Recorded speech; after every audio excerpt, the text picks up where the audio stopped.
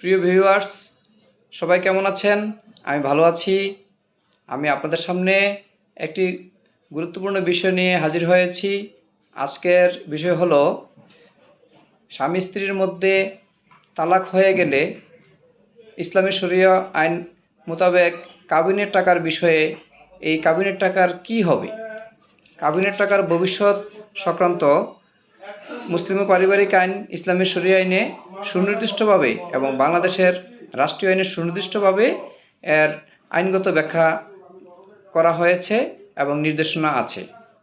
একজন স্বামী এবং স্ত্রীর মধ্যে বৈধভাবে কাবিন করে যদি তাদের বিয়ে হয়, সেক্ষেত্রে একজন স্ত্রী এই কাবিনের টাকার হকদার হয়ে যান। কথায় আছে, স্বামী এবং স্ত্রী যেই একে অন্যকে কোনো কারণে বনিবনা না হওয়ার কারণে অথবা তাদের মধ্যে উভয় পক্ষের আন্ডারস্ট্যান্ডিংয়ের ভিত্তিতে যদি তালাক হয়ে যায়, তাহলে কাবিনের টাকা অবশ্যই স্ত্রী পাবে। এখন আমরা ইদানিং লক্ষ্য করছি, হাটে মাঠে ঘাটে কিংবা চা স্টলে কিছু শতান্বেষী মহল প্রচার করে বেড়াচ্ছেন যে যদি স্ত্রী তালাক দিয়ে দেয় তাহলে কাবিনের টাকা পাবে না। আমরা গুজবে এবং কানকথায় বিশ্বাস করব না এবং সেদিকে দৃষ্টি দিব না।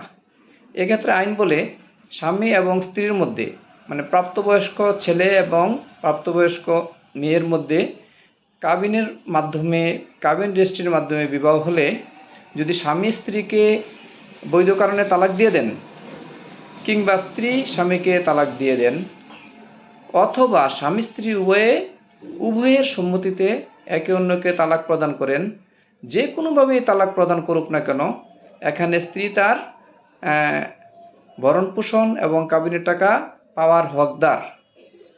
প্রথমত আন্ডারস্ট্যান্ডিংয়ের মাধ্যমেই তাদের স্ত্রীর পাওনীয় টাকা তাকে দিয়ে দিতে স্বামী বাধ্য। যদি কোনো কারণে তাদের মধ্যে মতানৈক্য দেখা দেয়, তাহলে এলাকার গণ্যমান্য ব্যক্তিবর্গ, সালিসি বোর্ড, এখানে আপোষের জন্য আপনারা একটা চেষ্টা করতে পারেন। যদি আপোষ হয়ে যায়, সেক্ষেত্রে মামলা মোকদ্দমাতে কোর্ট কাছারিতে যাওয়ার প্রয়োজন নেই। কোর্ট কাছারিতে যে অযথা সময় নষ্ট করে কিংবা টাকা পয়সা নষ্ট করার দরকার নেই। সবাই তো আর একই মন মানসিকতার হয় না। মানুষের ভুল বুঝাবুঝির কারণে মধ্যস্বত্বভোগীরা অনেক সময় ভুল তথ্য দিয়ে মানুষকে হয়রানি করে থাকে। আমার এই বিষয়ে সিদ্ধান্ত হলো, একজন স্ত্রী যে কোনোভাবে তালাকপ্রাপ্ত হোক, স্বামী কর্তৃক কিংবা নিজেই তালাক দেখ না কেন, সে তার কাবিনের পূর্ণ টাকা পাবে এবং তার ইদ্যৎকালীন ভরণ পোষণের খুরপুষ টাকা পাবে এবং তাকে তার খুরপুষের টাকা দিতে এবং কাবিনের টাকা দিতে একজন স্বামী আইনত ন্যায়ত ধর্মীয়ভাবেও বাধ্য। সেক্ষেত্রে গুজবে কান দিবেন না, একজন স্ত্রীকে তার প্রাপ্য হক দিয়ে দিবেন। সবাই ভালো থাকবেন। আজকে এই পর্যন্তই। আবার সামনে নতুন কোনো প্রশ্নের বা আপনাদের কোনো জরুরি বিষয়ের সমস্যার সমাধান নিয়ে আমি আসছি। ততক্ষণ ভালো থাকবেন। ধন্যবাদ সবাইকে।